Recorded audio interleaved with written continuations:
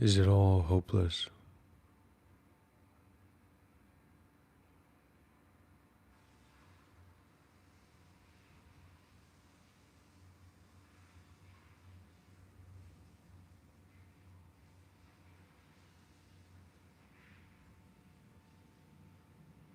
Stop opinions.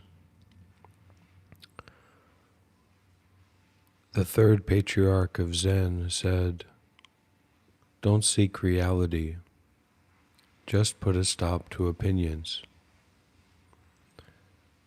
He also said, "As soon as there are judgments of right and wrong, the mind is lost in a flurry." These sayings teach you people of today what to work on.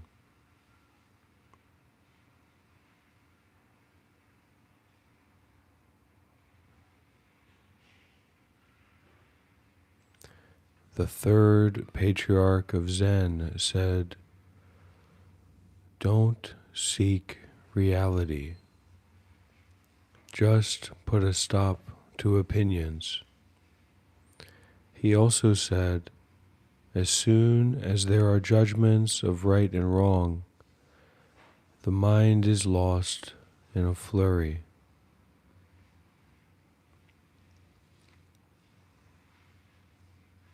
Just put a stop to opinions.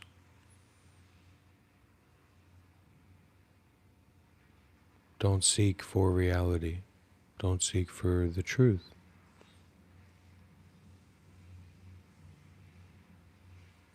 As soon as there are judgments of right and wrong, the mind is lost in a flurry. When you read his saying, "Don't seek reality," you say there is no further need to seek. This means you are still entertaining opinions and are in a flurry of judgments. After all, you have not reached a state of mind where there is no seeking, and are just making up an opinionated interpretation.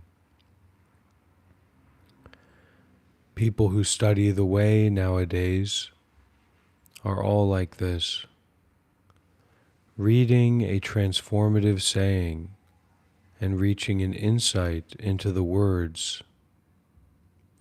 They then try to apply it to all sayings, thinking they're all the same. Keeping this in their hearts, they think of it as their own attainment, far from realizing they have lost their minds by entertaining an opinionated understanding. They cling to it and will not let go. What ignoramuses!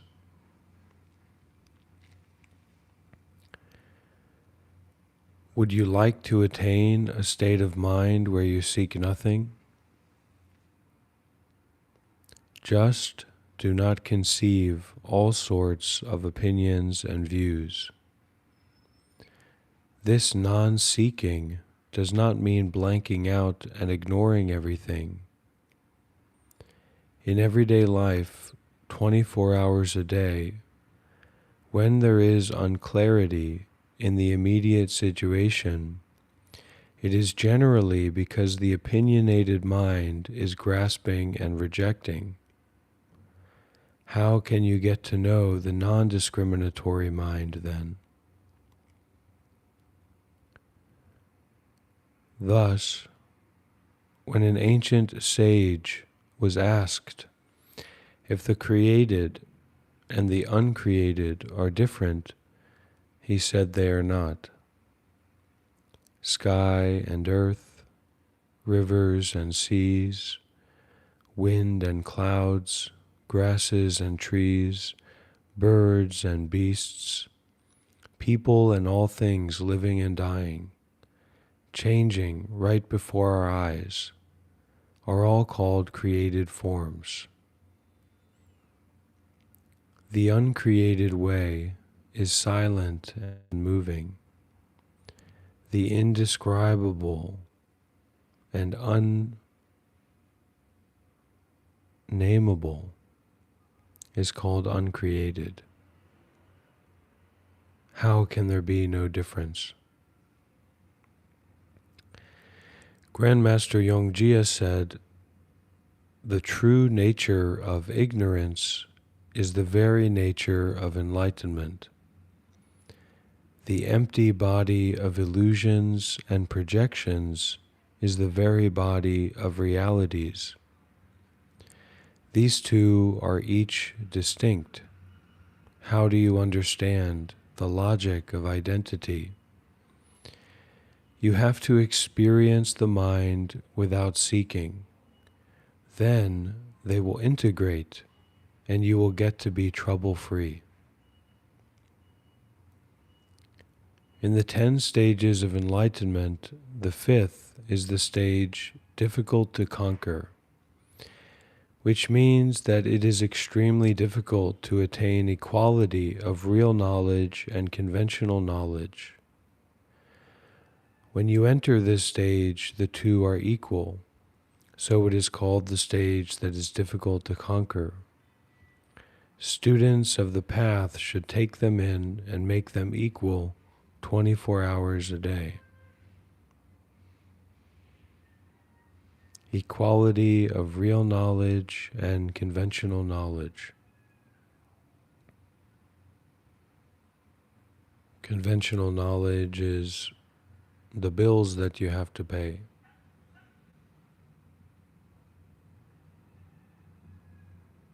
The story about your life.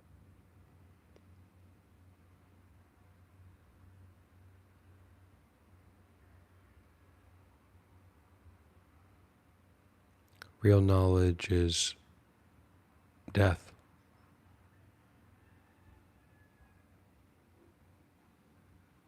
Impermanence. Selflessness. The untenability of anything being satisfactory. Anything being the key to the door of awakening.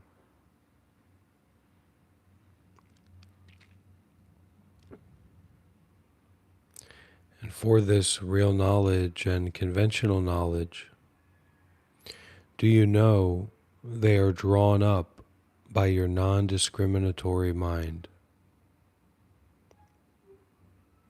So, the world seems to have all these separate things, like a giraffe and a tall tree. But this giraffe and this tall tree are drawn up or created without separation.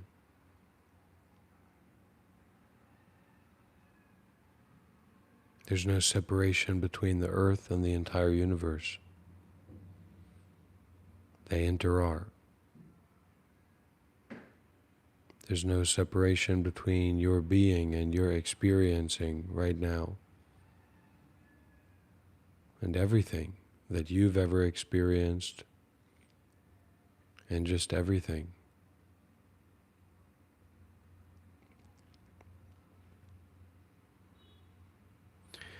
And do you know they are drawn up by your non-discriminatory mind? So this is the mind that isn't seeking. This is the mind that holds no judgments of right and wrong. This is a mind where opinions are irrelevant. How relevant are opinions to the central nervous system?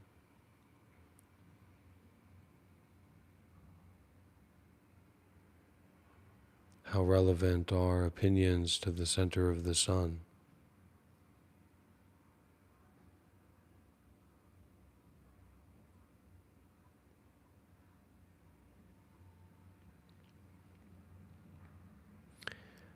Like an artist drawing all sorts of pictures both pretty and ugly. The mind depicts forms, feelings, perceptions, abstract patterns, and consciousnesses. It depicts human societies and paradises. When it is drawing these pictures, it does not borrow the power of another. There is no discrimination between the artist and the artwork. It is because of not realizing this that you conceive various opinions, having views of yourself and views of other people, creating your own fair and foul. So it is said, an artist draws a picture of hell with countless sorts of hideous forms. On setting aside the brush to look it over, it's bone-chilling, really hair-raising. But if you know it's a drawing, what is there to fear? If you know that all this is just created by your own mind,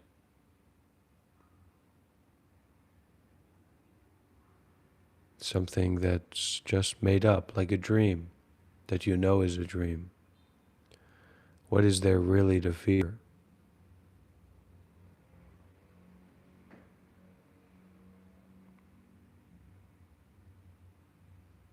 And if you truly know it's a dream,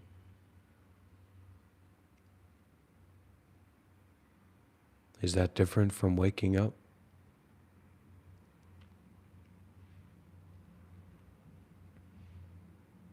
Is it different from waking up from our opinions and judgments and storytelling in the here and now?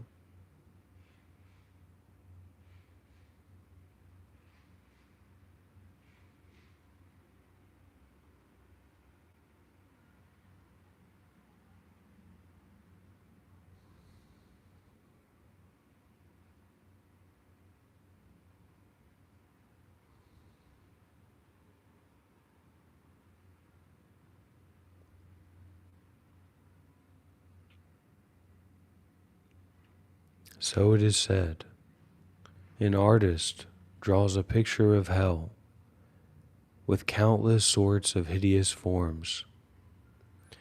On setting aside the brush to look it over, it's bone-chilling, really hair-raising. But if you know it's a drawing, what is there to fear? In olden times, when people had clearly realized this, it became evident in all situations. Once, when the great teacher Zhuan Sha was cutting down a tree, a tiger bounded out of the woods. The teacher's companion said, "It's a tiger." The teacher scolded him and said, "It's a tiger for you."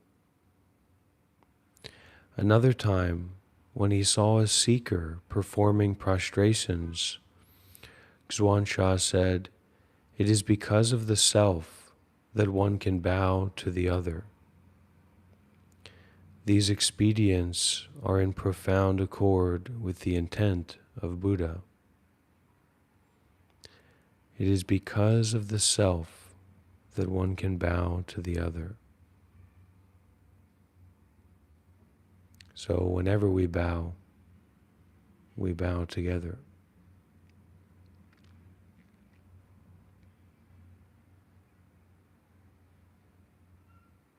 It's because of you that you can bow to me.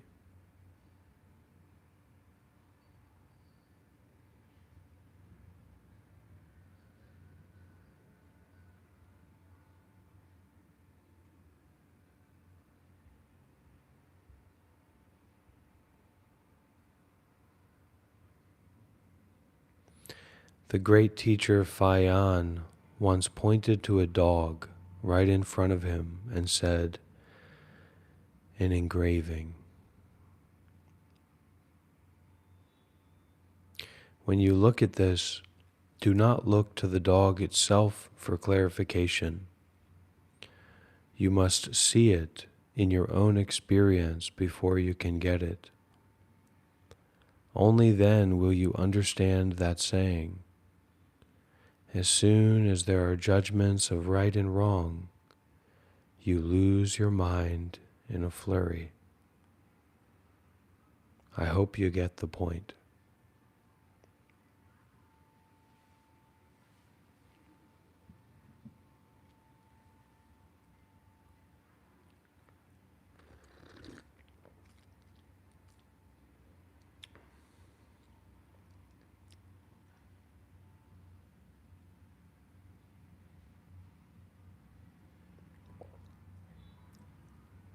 And primarily, I could care, I don't care very much if you get the point. I want to get the point. You getting the point isn't, going to do me much good. I want to get the point.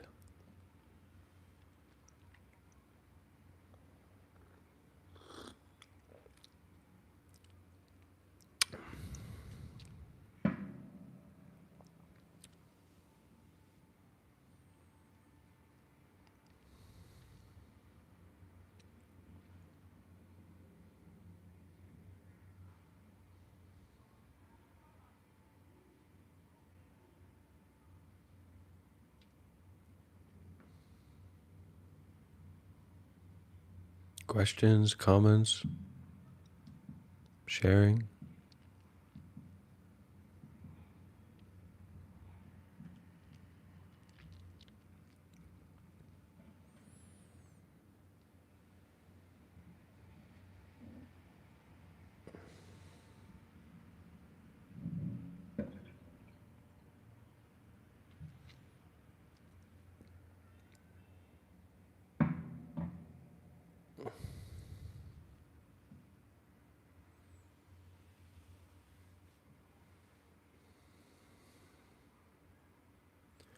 So think of yourself as a fog machine.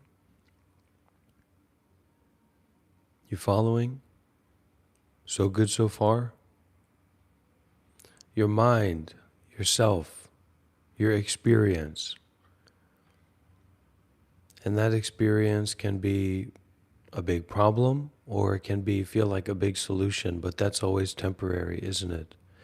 So think of your mind, think of yourself, this problem maker, this experience maker as a fog machine. Can you get a hold of the fog? Can you understand the fog? Can you calculate the fog?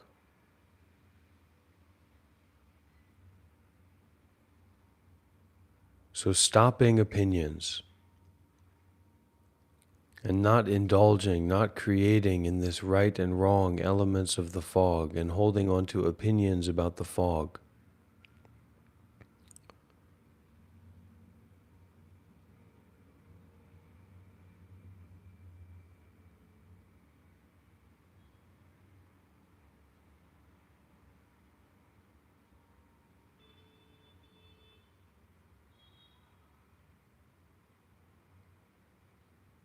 The fog is not based in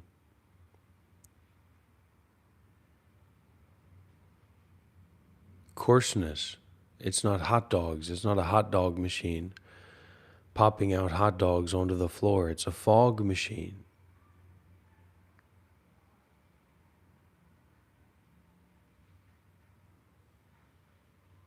So we have to get out of this problem of thinking that we are hot dog machines when actually we are fog machines.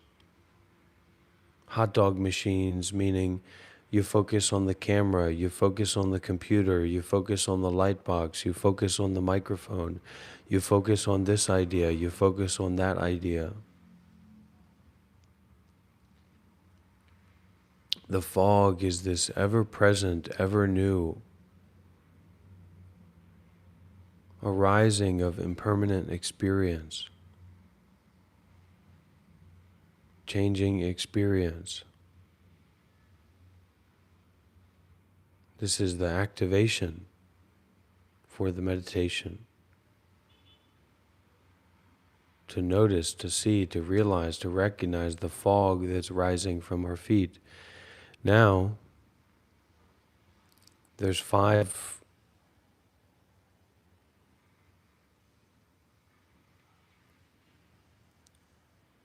problems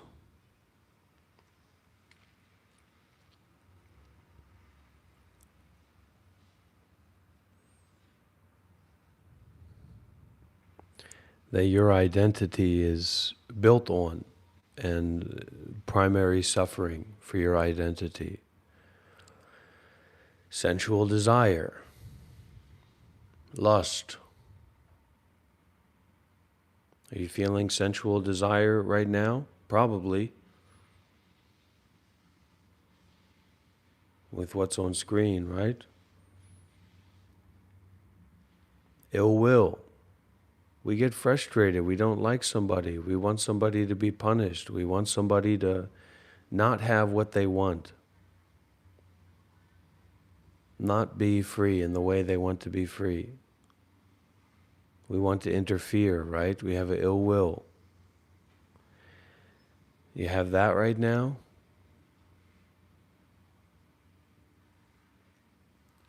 Sloth and torpor. Are you sleepy? Are you drowsy? Are you drifting? Now we usually use the coffee, but this is not about the coffee. You feel that way?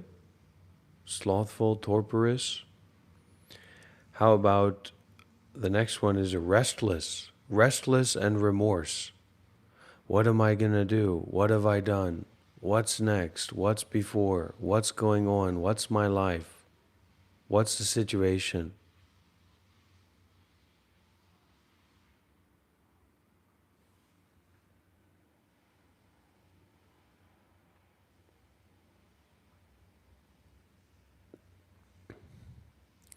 And finally, doubt.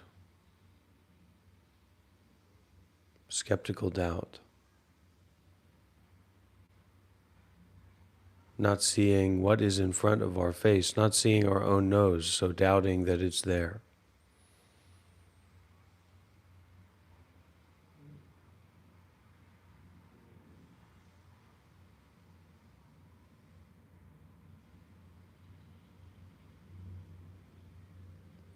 So these are the 5 things, the 5 primary things that we're building our depression on, building our anxiety on, building our identity of suffering on. And these are just small things by themselves. But when we make that identity out of it, it's a big problem. When it comes to doubt, when it comes to skepticism, don't be skeptical. The great master Sung San said, only don't know, just go straight. So stop thinking about things and just do it if you got to do it.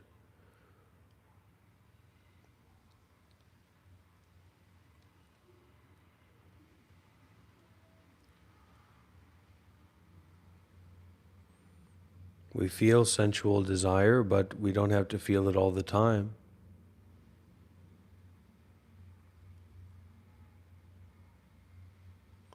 We feel ill will, but we don't have to feel it all the time.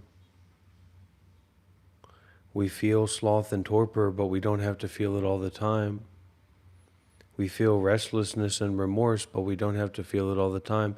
But we're creating an identity out of these things, aren't we? Because we're looking for habitually where our identity structure is going to take root.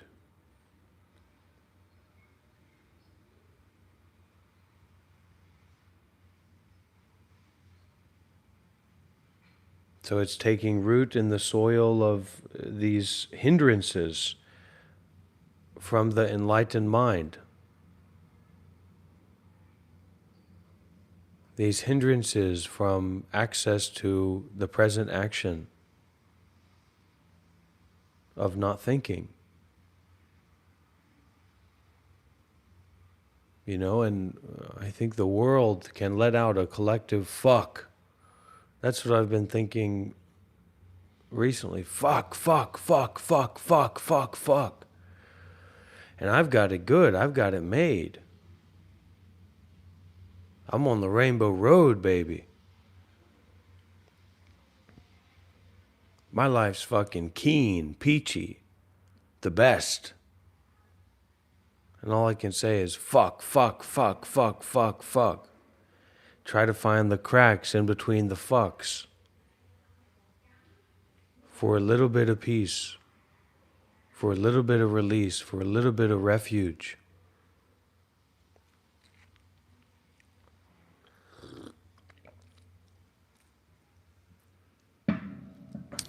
You know, and I was waking up this morning, and what's a better way to wake up than Pepsi, a cigarette, some fucking soup from last night,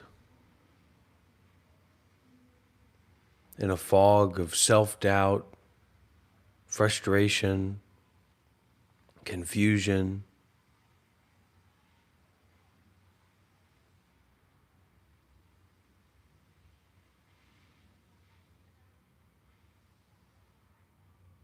So is it all hopeless? Is life hopeless? Or are we unnecessarily creating an identity out of sensual desire, out of ill will, out of sloth and torpor, out of restlessness and remorse? Fueled, structured by a doubt concerned with the Dharma, a doubt concerned with the teachings. It's 2025. 2026 is coming up. I mean, Merry Christmas. And as I was sitting out there poisoning my lungs and getting my blood sugar up, I said, Jesus, fuck. I did. I said, Jesus, fuck. You know, this is a one-way road. And that's if we're lucky. What, we're fucking, our souls are going to fly up to Xenu, and we're going to have to deal with different layers of extraterrestrial beings and judgment and all this kind of shit? I sure as fuck hope not. We're going to have to join the fucking Galactic Alliance? The failures that we are as human beings destroying this planet?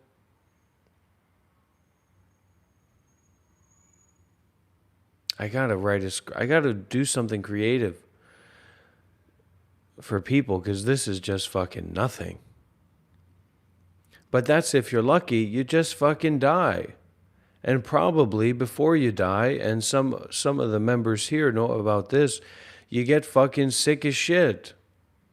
You can barely walk, you can barely move. You become a dying corpse. Talk about hopeless.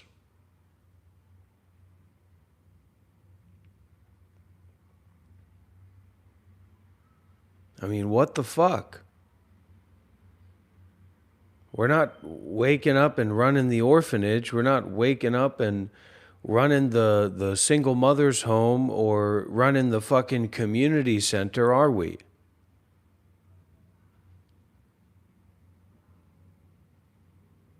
So every little scrap of meaning, every little scrap of goodness, every little scrap of depth there's a value there. There's a preciousness there.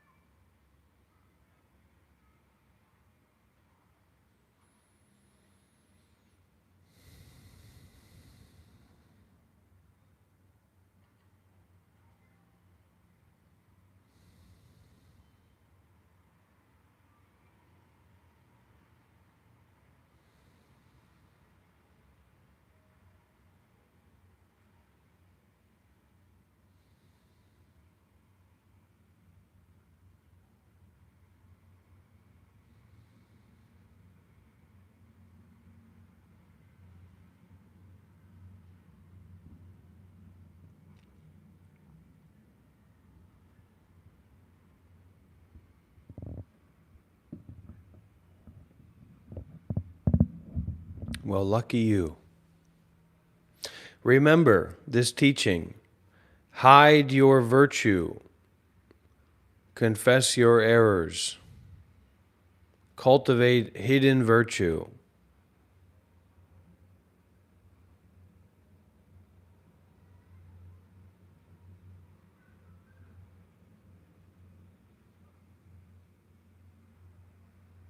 Cultivate hidden virtue. Do good deeds in secret. Do good deeds in such a way that nobody knows about them and nobody will ever find out about them.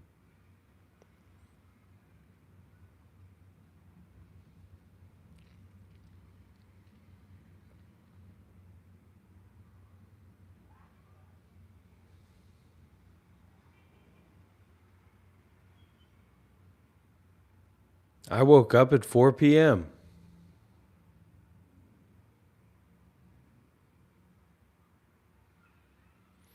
I think your wife and your family have bigger problems, Nathan Donahue, if you're asking a guy like me for what to do on a YouTube live stream, no? But if you're uncultivated and unmatured, then of course you have no business being around children and doing it as some kind of obligation or some kind of, to fill some social expectation of other people is just going to be a nightmare for the world. Unnecessary problem. There's enough necessary problems, eh?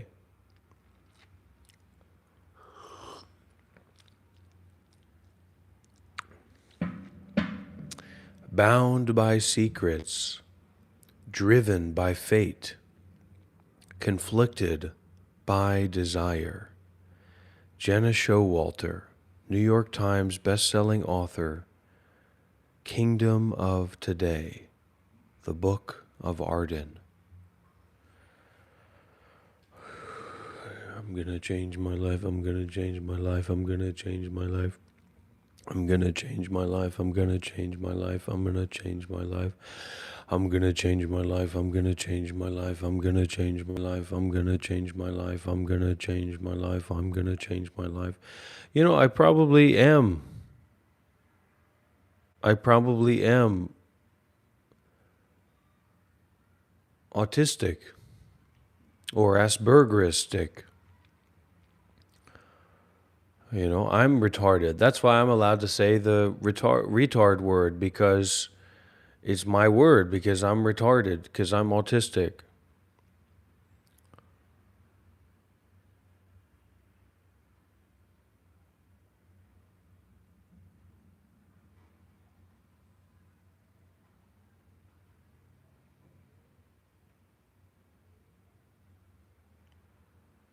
Okay.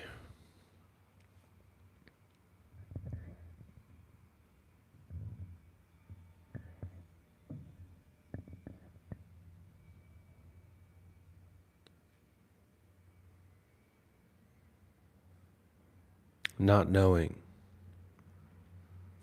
Sometimes when I question students, they all say they do not know or understand.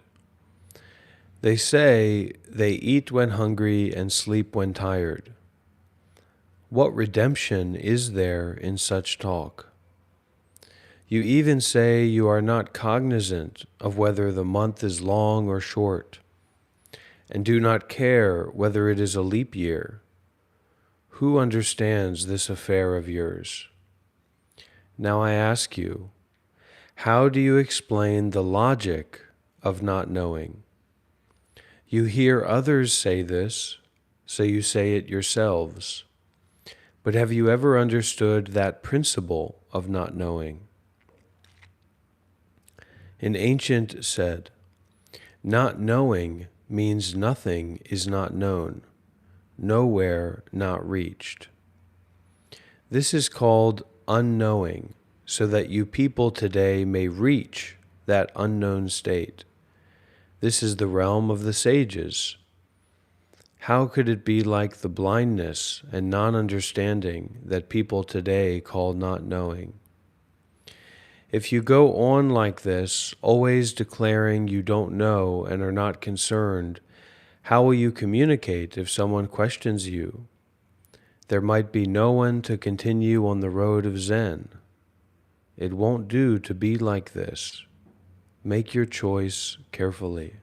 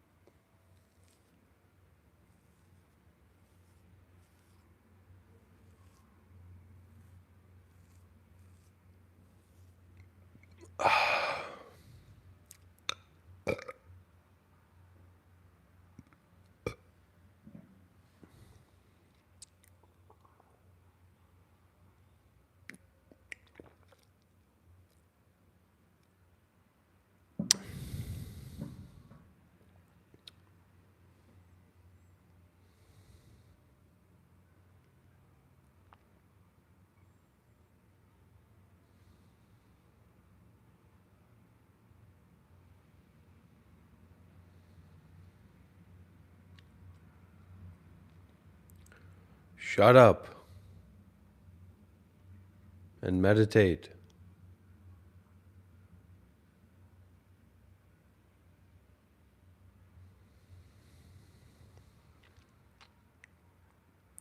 The people who shut up and meditate, speak up. The people who speak up, shut up and meditate.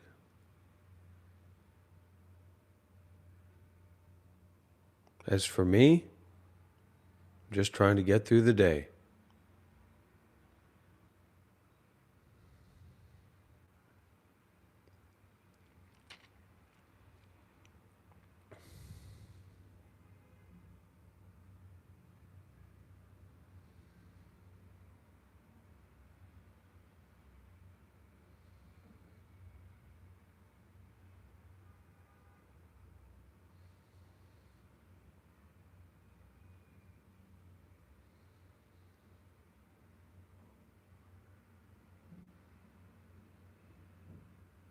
The only thing profound about this is that I'm not locked in a loony bin.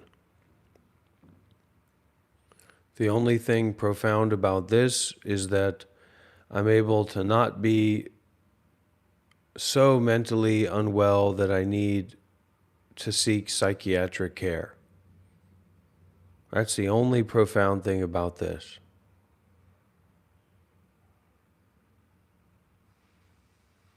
My ability to not seek psychiatric care is the only profound thing about this.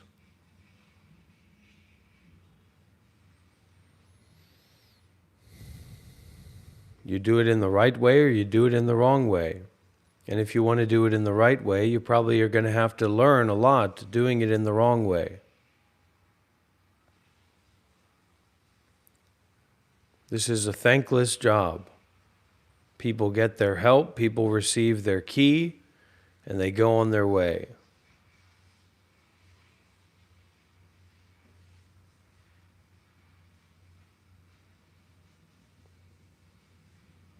That's the way of the gateless gate.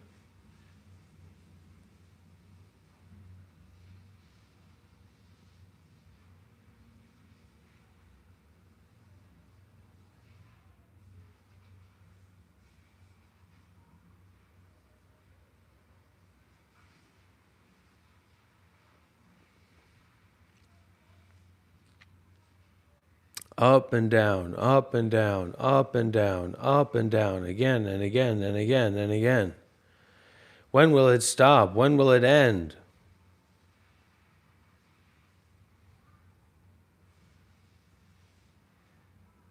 It's already bad enough, and now I've got to meditate, and I've got to go to the gym, I got to work out, and I got to pay bills. It's already bad enough. And now I've got to do all these extra things. I got to go to an appointment. Now I got cancer. Now I'm sick. Who designed this? Whose idea is this?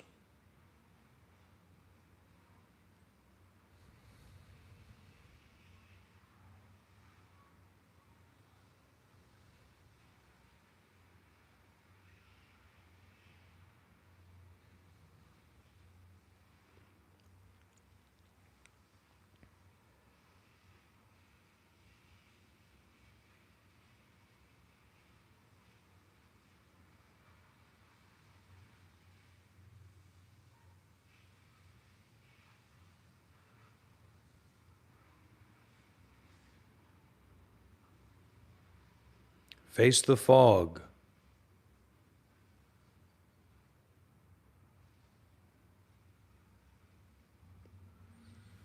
Face the fog of direct experiencing. Torture yourself. If you can, if you have the good conditions, if you have the good chance to torture yourself, then do it. How do you torture yourself? Sit cross-legged.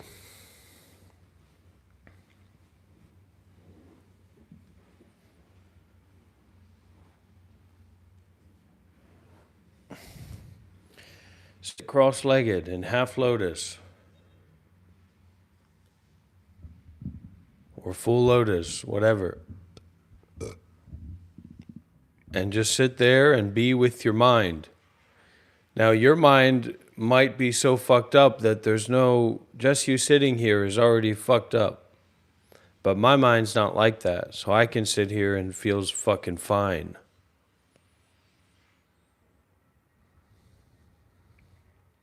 Breathe from the belly, breathe from the lower belly. Breathe from the lower belly.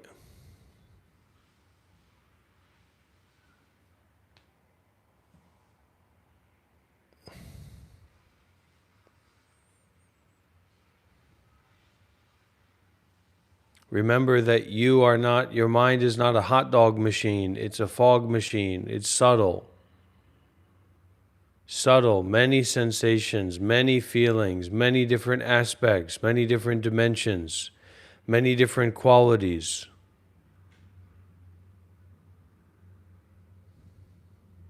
Shut the fuck up, J-Dub. Do you not have any fucking situational awareness of what we're doing here? Open your fucking ears and shut your fucking mouth.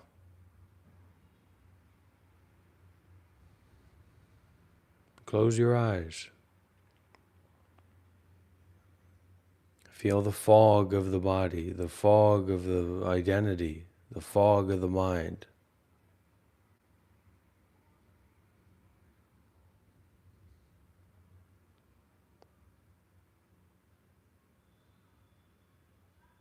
What does that mean, fog? It means it's very, very fucking subtle.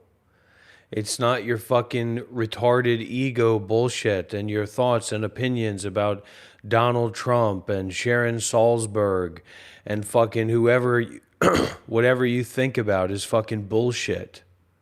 Okay? That's not what the mind is. That's not what you are.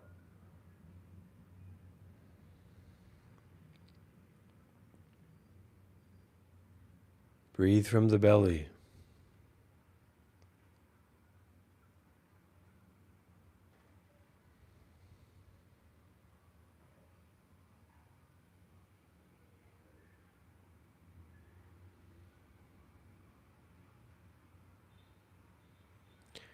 You just fucking sit there. Now we say, oh, oh, oh,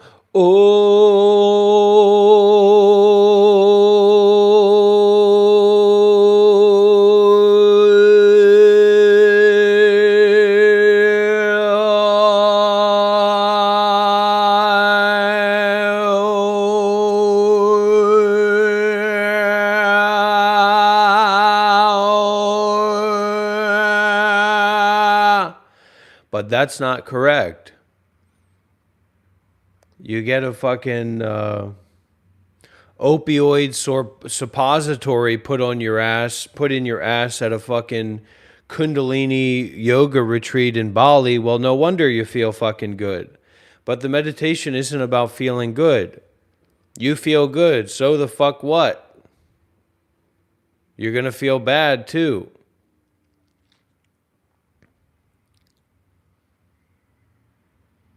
Hop!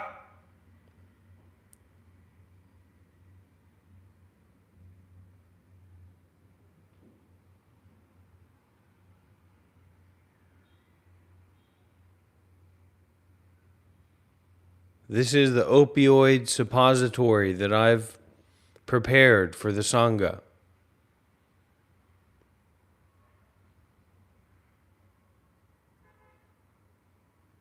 You're welcome.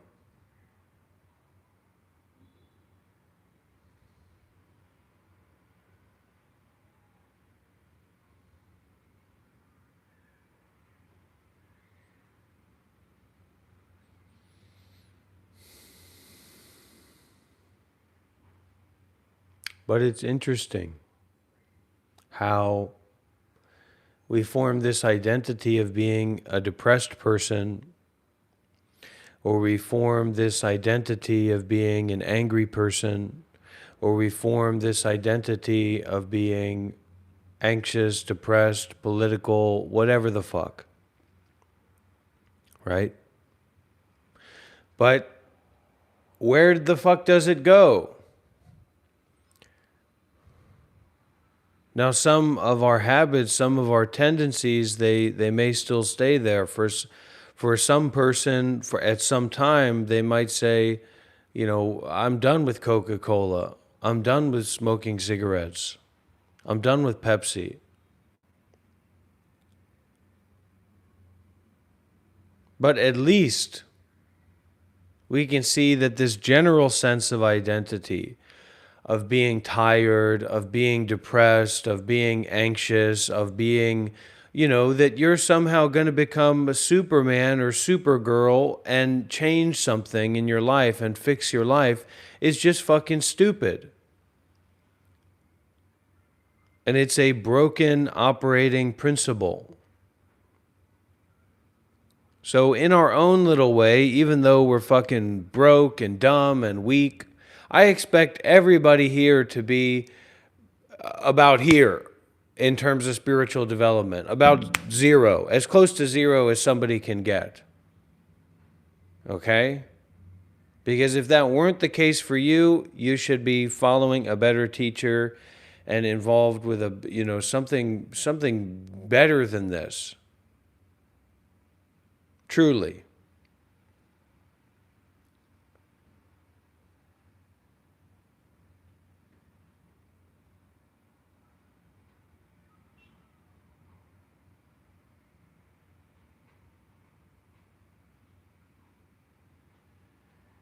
Forgetting thoughts is remembering awareness. Forgiving, forgetting, instantaneous release of thoughts, like a bomb. There's almost like, that's what I almost just like experienced. It's like a little bomb went off in my mind and thoughts dissipated.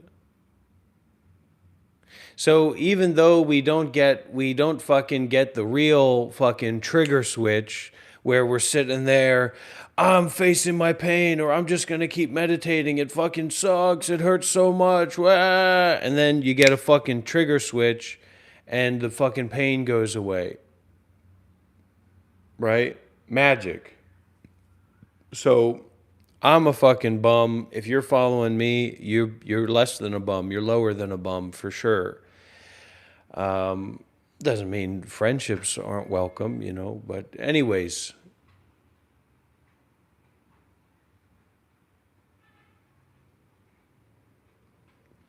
But we can say, wait a minute, this fucking stupid, retarded identity that I've built up of being depressed, of being anxious, of needing to fix my life, of being a fucking monk,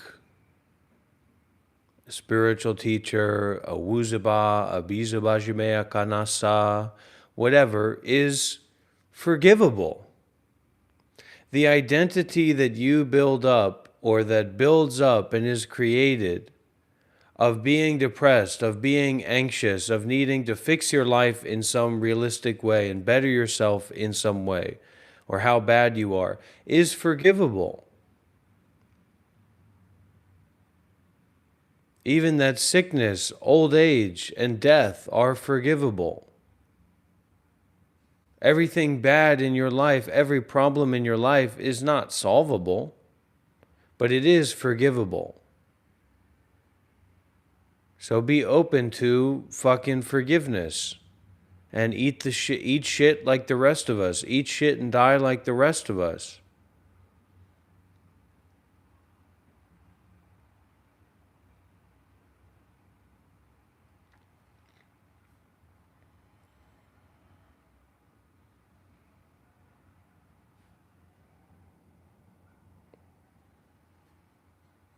Your problem is forgivable, and your success is certainly forgivable.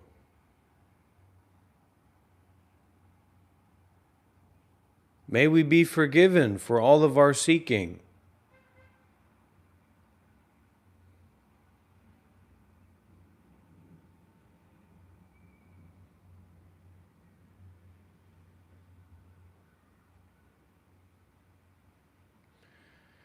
You're going to have to say a little bit more than that, Miha Grosselage.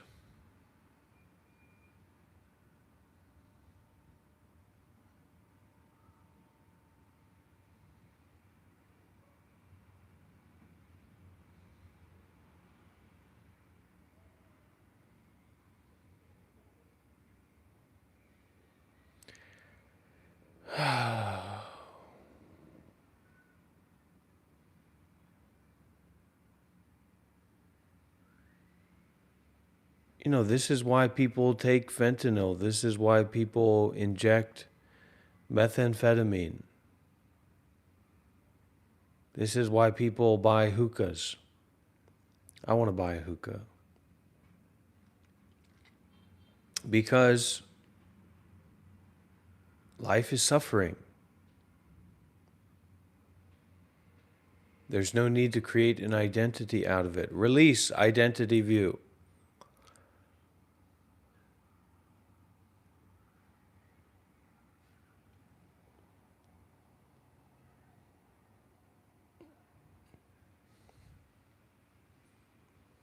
I'm already fat enough. I don't need any more fatties around me.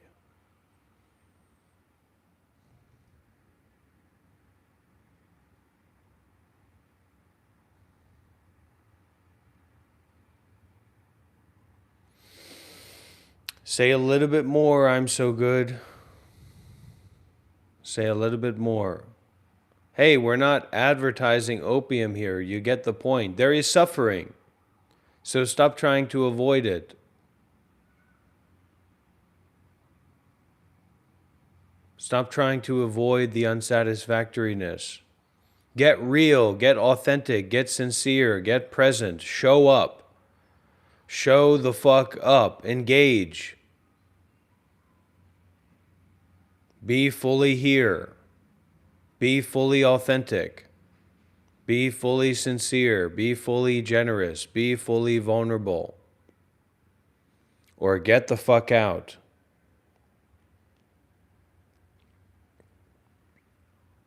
The way out is in. Another fucking bullshit.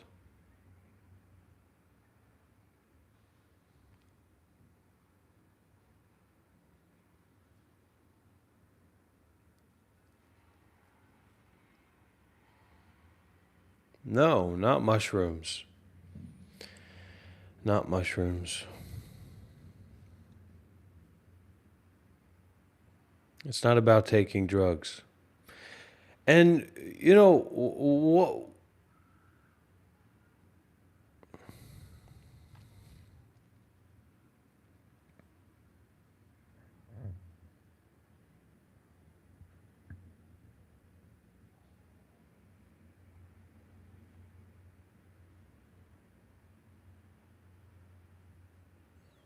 the marrow of the sages. My livelihood is the marrow of all the sages. There is not a moment when I am not explaining it to you, but you are unwilling to take it up. So it turns out, on the contrary, to be my deception. But look here. Where is it that I am not explaining for you? Professional Buddhist teachers say, I do not teach people to think. I do not teach people to understand. I do not teach people to discuss stories. I do not cite past and present examples. They suppose we are idling away the time here, and think that if they had spent the time elsewhere, they would have understood a few model case stories and heard some writings. If you want to discuss stories, cite past and present, then please go somewhere else. Here, I have only one flavor Zen, which I therefore call the marrow of all sages. Now let me ask you something. Why do you pay respects to an icon of wisdom? Does the icon acknowledge you when you pay respects? Does it agree with you? If you say it acknowledges you, it is a clay icon. How can it give any acknowledgement? If you say it agrees, can you agree? Since you are incapable of acknowledgement or agreement, why do you pay respects? Is it social convention? Is it producing goodness from seeing a representation? If you say it is social duty, how can there be social convention among renunciants? How can they produce good by seeing representations? Do you pay respects as a consequence of going along with the crowd? If so, what is the logic in that? Here, you must understand each point clearly. Have you not read how the great teacher Changsha one day turned around and saw the icon of wisdom, whereupon he suddenly realized the ultimate and said, "Turning around, I suddenly see the original body. The original body is not a perception or a reality. If you consider the original being to be the same as the real being, you will suffer hardship forever." Do you understand the logic of this? And no, of course you don't fucking understand, you uncultivated twats. This is high-level stuff. This is big boy stuff. This isn't for your little prancy, pseudo-intellectual fucking bullshit.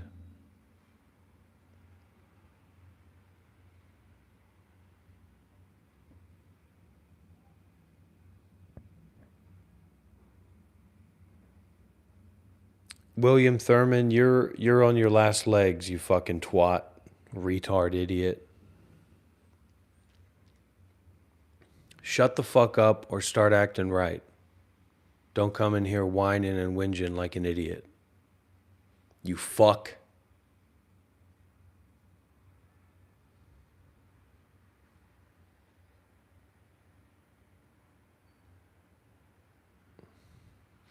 So Stapes, give a little bit more. Share a little bit more. Share a little bit more.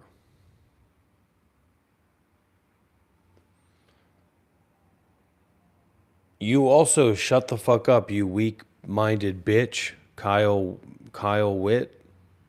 Fucking dumbass. Listen, everybody, this isn't stupid hour. This isn't retard hour. Okay? This teacher's way out of my subtlety zone, way out of my cultivation zone. He's a bad dude, but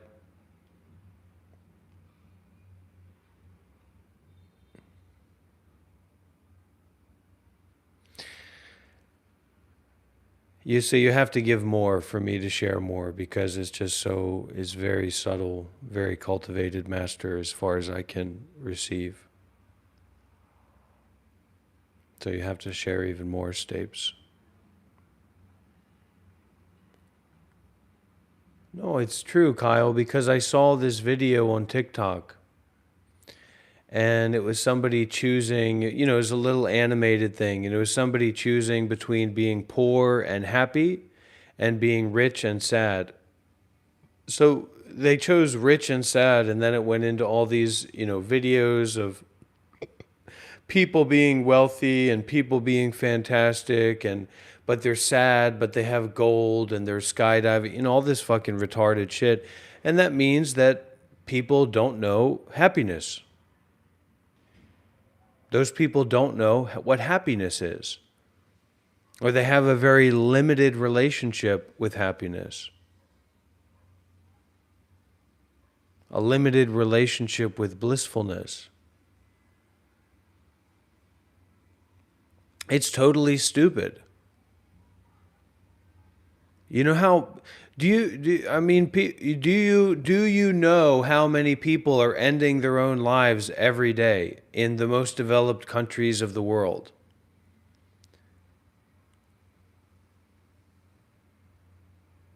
Okay, Stapes. Yeah, so you're going to have to shut the fuck up and listen, I guess, or get the fuck out because you're offended. But we have teachings in the Buddhism about the relative and the absolute, meaning that there's a real true situation that you're in, and then there's like reality. So reality doesn't give a fuck about your opinions, your stories, your idea of what's happening. To reality, you are always fake. To reality, your opinions, your stories, your ideas about everything are always fucking bullshit. Yes or no?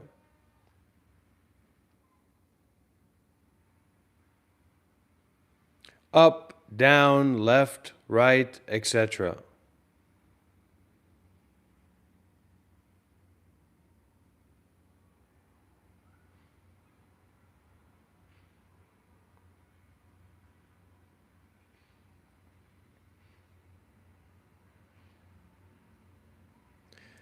We were never told, and we do not understand how much capacity we have, how much potential we have. You don't understand it because it was never told to you. Well, I guess the best that we can do is try to be good people and let the corporations dump toxic waste into the rivers and send our children to be indoctrinated in public schools where they don't learn a second language and don't really learn any meaningful skills on how to live after they're in high school, but then they go to college and they get a degree and then they can get a bad job with $500,000 of debt. So fuck everybody. We are retarded. The world is retarded. It's not talking about people with disabilities.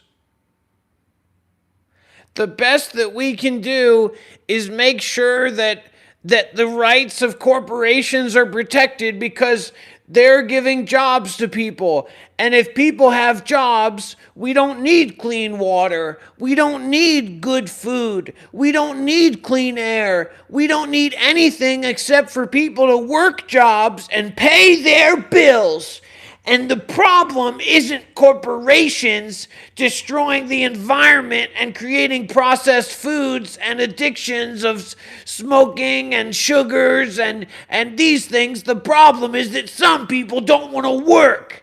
And we're going to make sure that those people work because everybody has to work. And don't you ever talk about our royal leaders, our millionaires and billionaires. They're doing everything they can to destroy our environment for their personal they're doing everything they can to protect us and make the world better for all of us.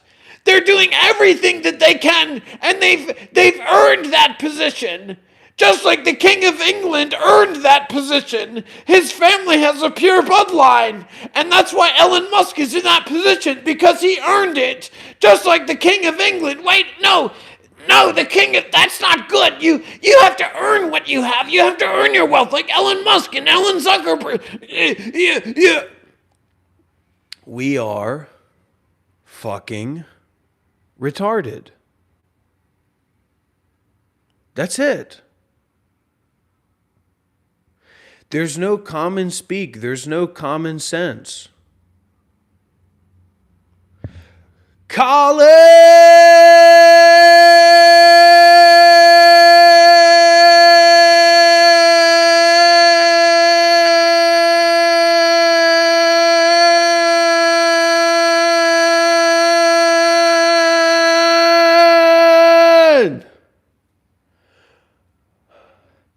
This guy needs to get a job. We all have to work. We all have to have a job, and it doesn't matter if people can't pay to live a good life because the millionaires, I mean, you've got to work for it. You got to work harder, and then you have a chance to live a good life. It's stupid that we can't protect rivers and waters, that we can't have safe and sound and good cities, that we can't have a good education system, that we can't have public health care because insurance companies need to make money. What the fuck?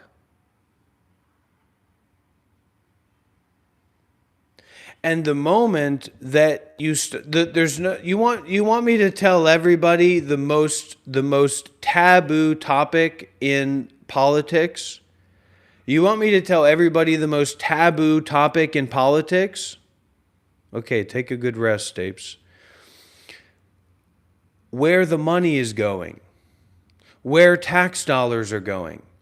There's nothing more taboo in American politics than putting a question mark on where tax dollars are going.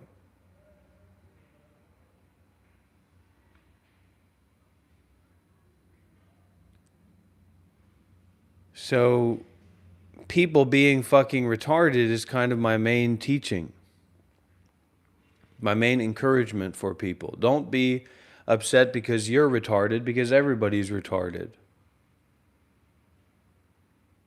And try to be less retarded.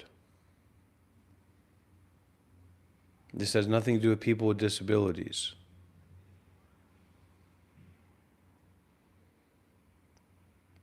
Turning around, I suddenly see the original body. The original body is not a perception or a reality. If you consider the original being to be the same as the real being, you will suffer hardship forever. So this is like creating a duality out of enlightenment or an attainment.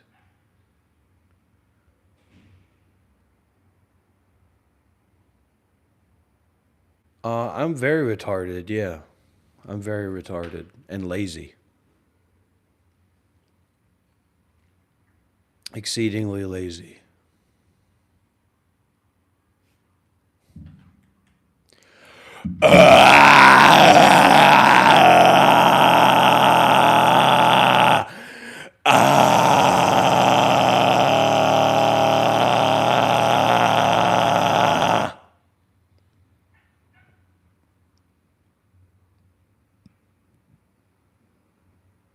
I was a monk. I was a Buddhist monk for 7 years.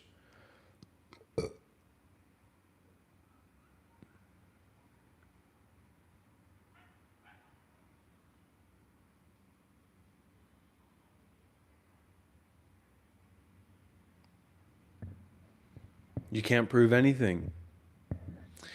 There's a monk from the Truklam tradition. Anyway, he's a very old, very senior, very well-regarded monk in Vietnamese Zen.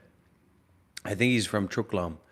But he actually was appointed by Thich Nhat Hanh to be like an overseer and a caretaker for the Deer Park Monastery in Escondido, California. And he gave a Dharma talk once, this formal monk, and he said, you can't prove anything. You can't prove you were a monk. You can't prove you're virtuous. You can't prove that you've attained anything. And as this master says here, Changsha one day turned around and saw the icon of wisdom, whereupon he suddenly realized the ultimate and said, turning around, I suddenly see the original body. The original body is not a perception or a reality. If you consider the original being to be the same as the real being, you will suffer hardship forever. Do you understand the logic of this? So it's a very, very deep logic, proper reasoning, true reasoning. Do you want to suffer? Then why are you suffering so much? So we got to sit here and fucking torture ourselves. What's the old saying? What's the old adage? Stop hitting yourself. Stop hitting yourself. Stop hitting yourself. Stop hitting yourself. Stop hitting yourself. Stop hitting yourself. I know that's right. I know that's right.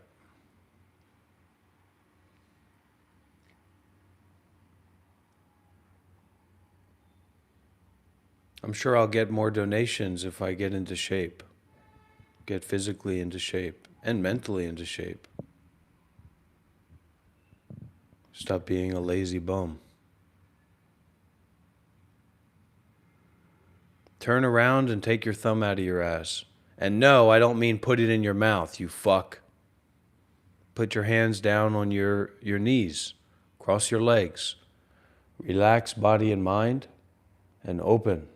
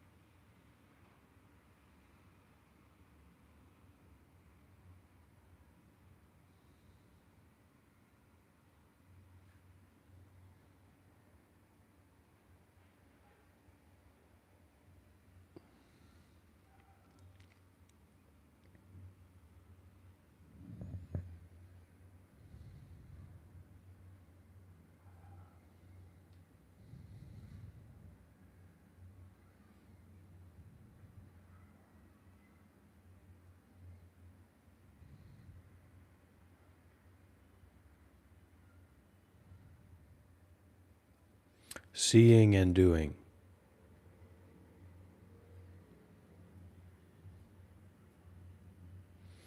Many are those who have seen, but can do nothing about it. Once you have seen, why can't you do anything about it? Just because of not discerning. That is why you are helpless. If you see and discern, then you can do something about it.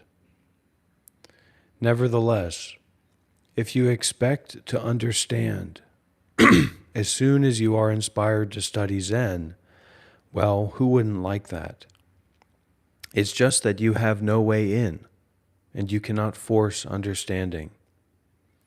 Failing to mesh with it in every situation, missing the connection at every point, you cannot get it by exertion of force. Whatever you are doing, 24 hours a day, in all your various activities, there is something that transcends the Buddhas and Zen masters. But as soon as you want to understand it, it's not there. It's not really there. As soon as you try to gather your attention on it, you have already turned away from it. That is why I say you see, but cannot do anything about it. Does this mean that you will realize it if you do not aim the mind and do not develop intellectual understanding? Far from it. You will fail even more seriously to realize it. Even understanding does not get it, much less not understanding. If you are spiritually sharp, you can open your eyes and see as soon as you hear me tell you about this. Have not people of immeasurable greatness said this truth is not comprehensible by thought? And that is where knowledge does not reach. Were it not like this, how could it be called an enlightened truth? Nowadays, however, people just present interpretations and views, making up rationalizations. They have never learned to be thus and have never reached this state. If people with potential for enlightenment are willing to see in this way, they must investigate most deeply and examine most closely. All of a sudden, they will gain mastery of it and have no further doubt. The reason you do not understand is just because you are taken away by random thoughts 24 hours a day. Since you want to learn business, you fall in love with things you see and fondly pursue things you read. Over time, you get continuously involved. How can you manage to work on enlightenment then? Generally speaking, there are appropriate times for those who study business. Over the age of 30, it's better not to study, because it will be hard to learn even if you do, and it will also be of dubious value. If you have taken care of your own business, on the other hand, that is the business of the self, then you will still be able to learn through study, because you have been transformed. But if you have done with your own business, why would you study? If you are 20 years of age or thereabouts, you can still study.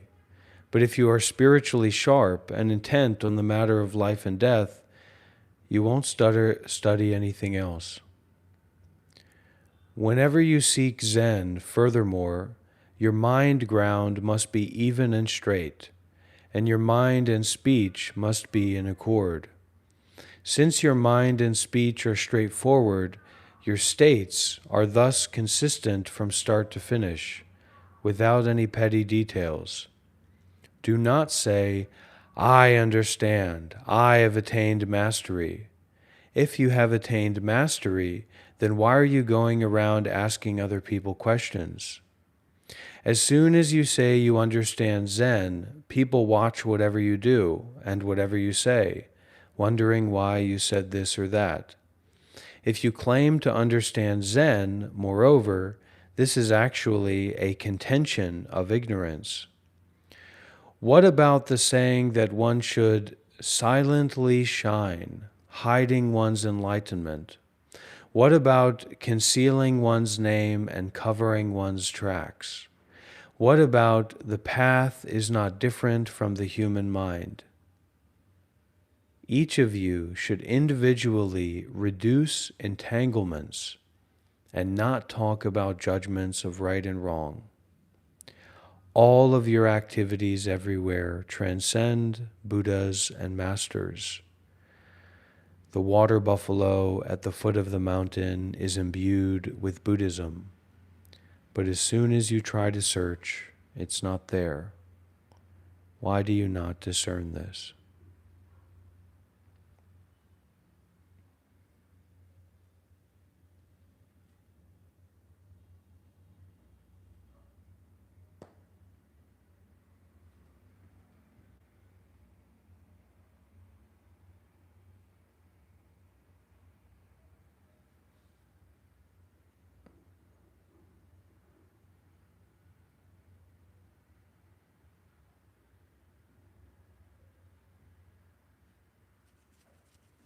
This is what it's all about, taking the refuge in the Dharma instead of our own fucking inadequacies.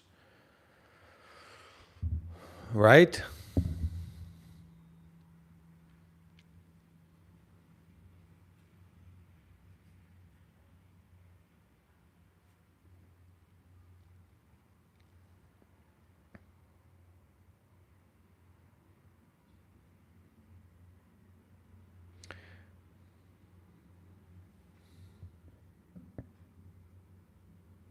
Well, this is the second time that Colin has donated. You donated more the first time, Colin. But thank you very much for your consideration and your generosity.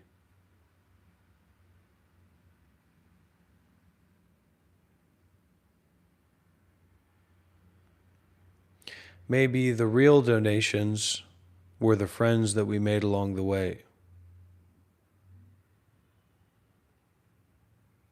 Yes or no?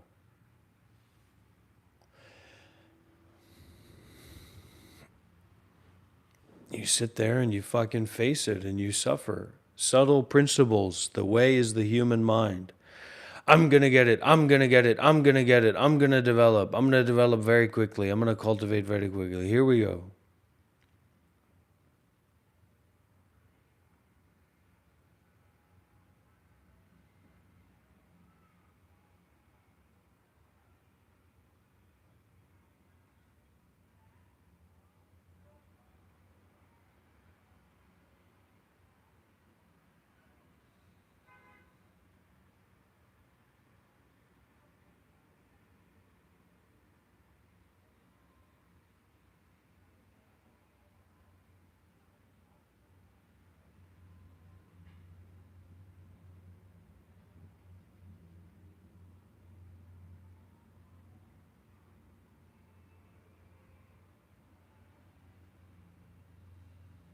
But so when you go into that meditation way, you're dropping into a subtlety of direct experience, subtlety of mind that's being propped up and facilitated by direct experiencing.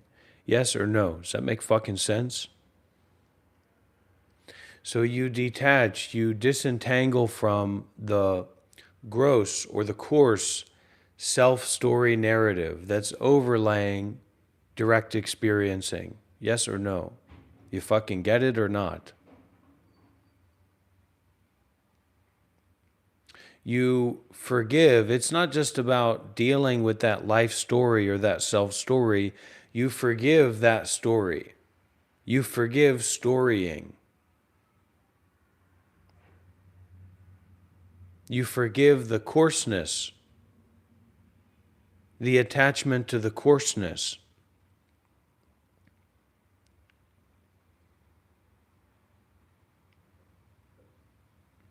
Well, when you sit here, Midi Duck, that's your chance, that's your time, that's your space to, replicate what your friend, your teacher, your mentor, your another on the path with you does.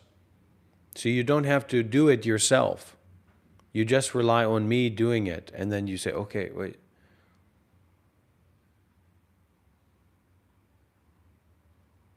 Being lazy is no excuse because what? You want to just keep fucking suffering and keep being depressed and keep that anxiousness, right? That's what we're just read here, right? About the discerning.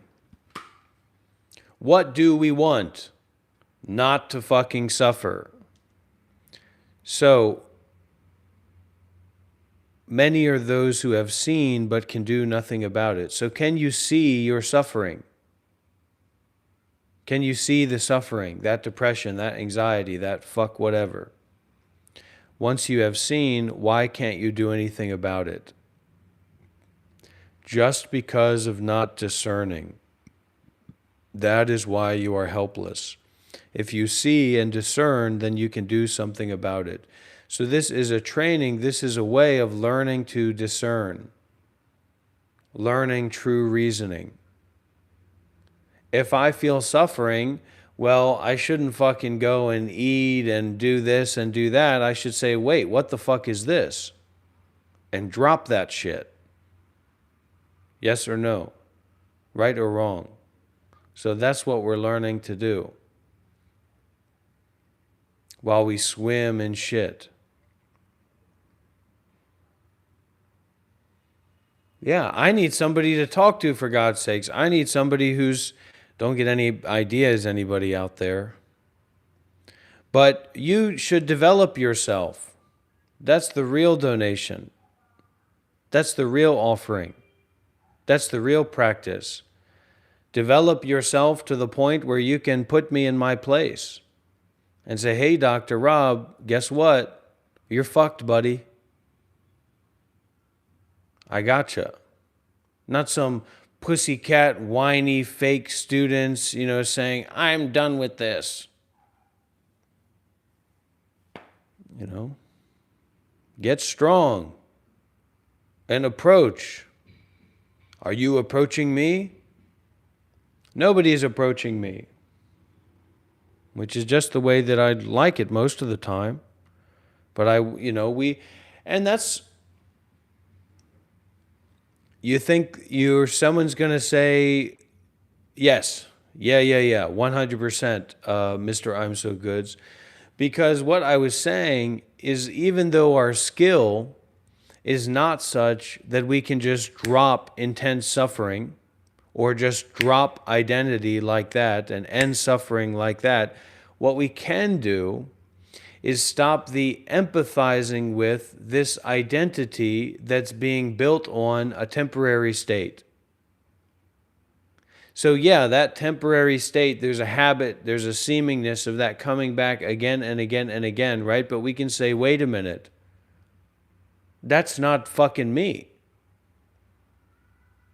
That's a thought, or that's a feeling, or that's a dream. That's kind of a fog that came about, but that's clearly not fucking me. Because I felt that way and I had to be that way and I had to deal with it that way, but I don't now. So clearly that I is not some kind of fucking consistent thing that I need to fix or I need to resolve. You see what I'm saying? Not in the way of a self. The self is just a coarse notion, a coarse applied thought to all these experiences that we're addicted to or that we have a belief in, like believing in God.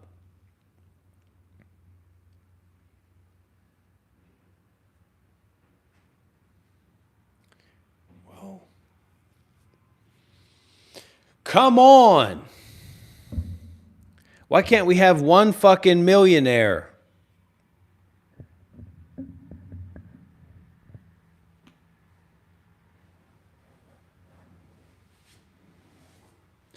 And even that, it's just a tendency, you know. I mean, what's there to do? Fly off into the fucking moon?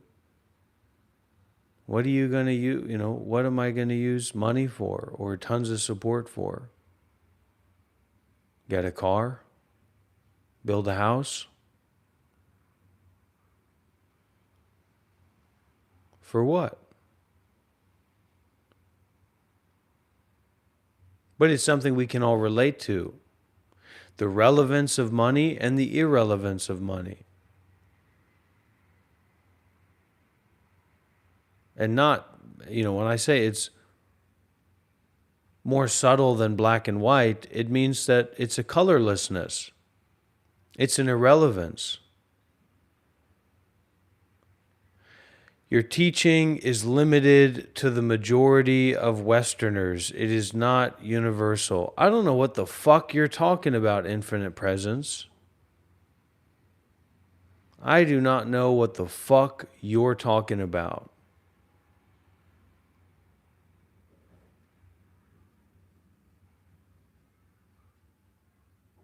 Yeah, I guess so. I don't know. You got to the better you get, the more you fucking do that because it's better than not doing that. So it just goes on and on and on and on and on and fucking forever. It's horrible. It doesn't get any better. It just gets less worse. Write that down.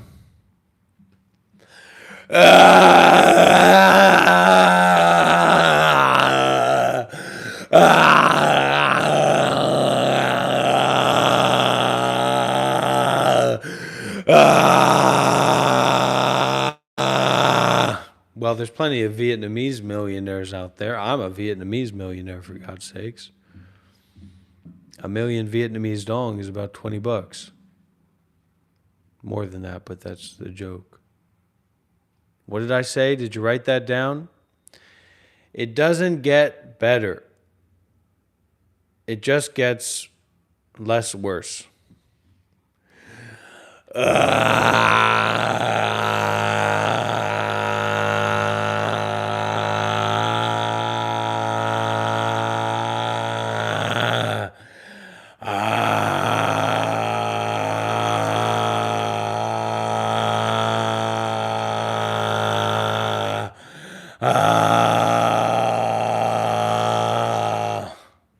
You know, I don't think that that's that good anyway.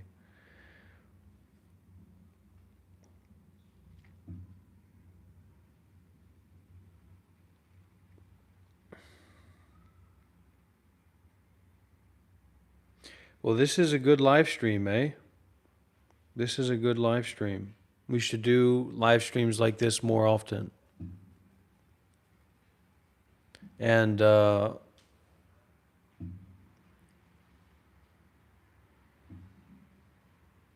give me a shot. Somebody out there, give me a shot. Give me a chance. Just because I wasn't born from a lotus, or I wasn't born in a wealthy family, just because I'm not educated, just because I'm not a particularly great meditator, just because I'm not particularly well read, just because my thoughts are not particularly well organized, just because I'm not particularly a good example of taking good care of the body and mind, it doesn't mean I can't get out there and say something. One opportunity, one shot, one chance to get into that studio, to get into that environment and to say something, to have a voice.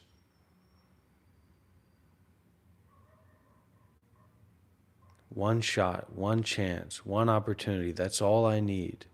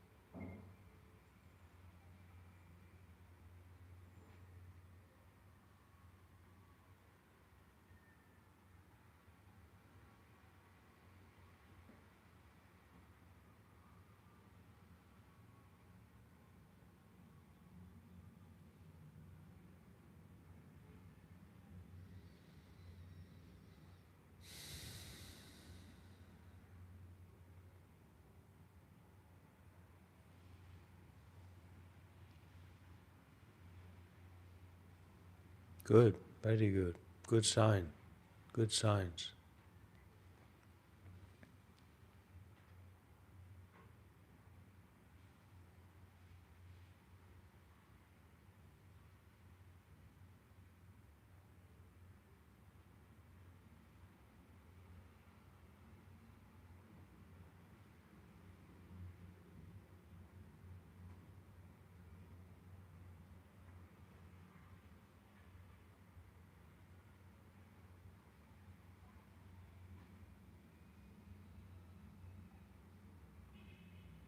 Sky Guardian, people are superficial. Lose weight. You're too fat. And you don't have the bone structure like I do to be overweight and still be conventionally attractive in the modern schema. So go and inject Ozempic if you want to date women or something like that. You need to lose weight. That's it. You got a fat face. You don't need to think things through. Why do you have diarrhea? Because you ate Indian food. Why do you have a sunburn? Because the fucking sun was out and you didn't wear sunscreen. Don't think about it. Just do it. Why is relevant all the time for whiners. But for truth sayers, why is just an invitation to investigation beyond the coarseness of thinking. Okay?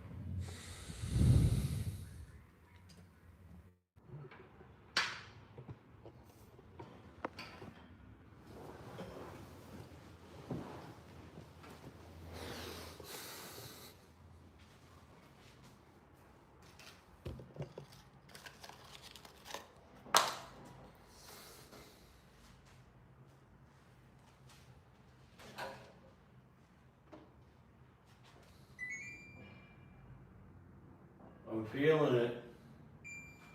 I'm feeling that coffee. I'm feeling that bliss. This feeling's never gonna leave me.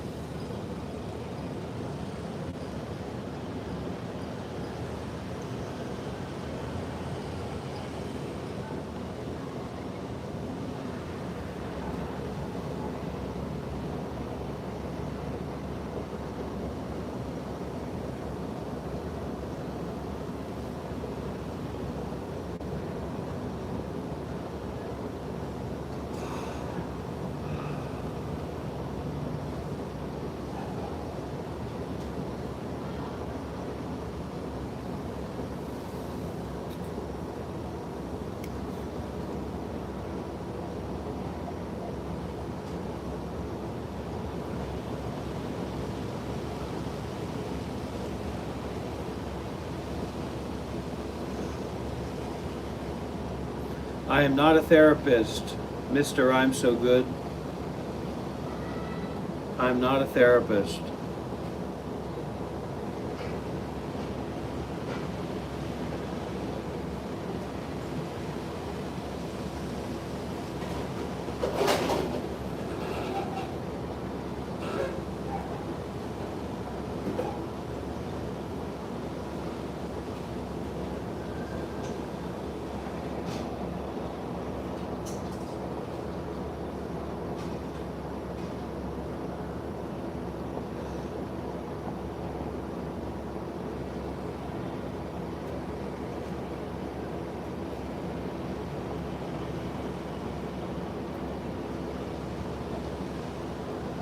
There's a certain high and mightiness that needs to be uprooted.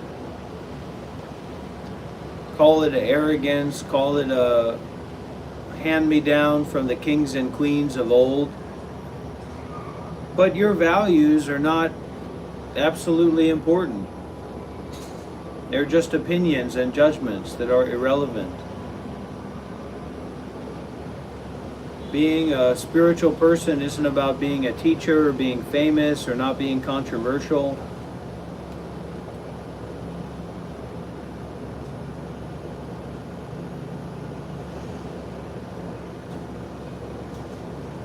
Nor is it about being not famous or not controversial or whatever.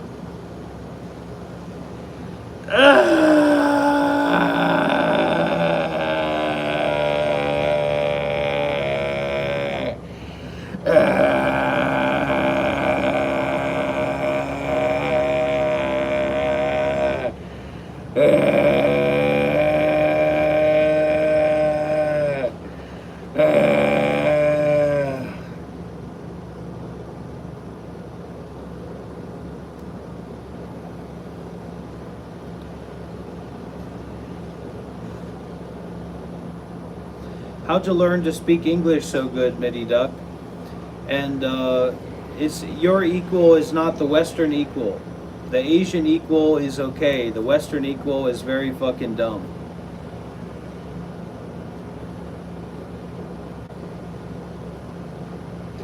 Eastern equal is okay. It's more about equalness of presence or equalness of oneness, relationship to oneness. Western equalness is about equalness of identities, and that's fucking stupid.